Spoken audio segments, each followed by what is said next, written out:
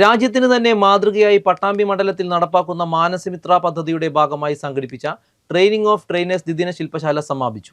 Muhammad Muhsin MLA നേതൃത്വത്തിലാണ് പദ്ധതി ആവിഷ്കരിച്ചത്. തിരഞ്ഞെടുത്ത 40ഓളം സൈക്കോളജിസ്റ്റുകൾ ശില്പശാലയിൽ പങ്കെടുത്തു. രാജ്യാന്തര മാനസമിത്ര ട്രെയിനിങ് ഓഫ് ട്രെയിനേഴ്സ് ദ്വിദിന ശില്പശാല സമാപിച്ചു. മാനസികാരോഗ്യത്തിന് മുൻഗണന നൽകിയാണ് മാനസമിത്ര പദ്ധതി നടപ്പാക്കുന്നത്.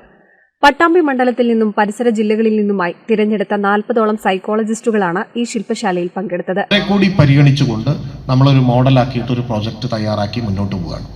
ഈ പ്രോജക്റ്റ് തയ്യാറാക്കി മുന്നോട്ട് പോകുമ്പോൾ നമ്മുടെ മുമ്പിൽ ഒരുപാട് പ്രതിസന്ധികളുണ്ട്. അപ്പോൾ നേരത്തെ പറഞ്ഞു നമുക്ക് ഫണ്ട് ഉണ്ട് എന്ന് പറഞ്ഞിട്ട് കാര്യമില്ല. ആ ഫണ്ട് നമുക്ക് എല്ലാറ്റിനും ഉപയോഗിക്കാൻ പറ്റില്ല. ഉദാഹരണം പറഞ്ഞാൽ അതിന് തൊട്ട് മുമ്പ് ഞങ്ങൾ ഇവിടെ പ്രൊഫഷണൽസിനെയൊക്കെ വിളിച്ചുകൊണ്ടുള്ള ഒരു മീറ്റിംഗ് നടത്തി. ആ മീറ്റിംഗ് നടത്തി സിലബസ് തയ്യാറാക്കിയ ഫൈനൽ മീറ്റിംഗ് നടത്തി.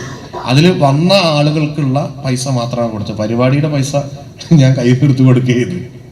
അപ്പോൾ എല്ലാറ്റിനും നമുക്ക് അങ്ങനെ ഈ ചെലവാക്കാൻ കഴിയില്ല. എല്ലാം ഓഡിറ്റുള്ളതുകൊണ്ട് ഇനി അടുത്ത സ്റ്റേജിൽ നമ്മൾ ആഗ്രഹിക്കുന്നത് ED ഇവിടെ ഉണ്ട്, നമുക്ക് ഇതിൽ ഫണ്ടുണ്ട്, ഈ ഫണ്ട് മുഴുവൻ നമുക്ക് ചിലവാക്കേണ്ട, ഇവിടെ നിങ്ങളുടെ ഭക്ഷണം, നിങ്ങൾ വന്ന് പങ്കെടുക്കുന്ന ഇതിൻ്റെ വാടകയും അതുപോലെ തന്നെ ഇവിടെ വന്ന ആളുകൾക്കുള്ള പൈസയാണ് കൊടുക്കുള്ളൂ.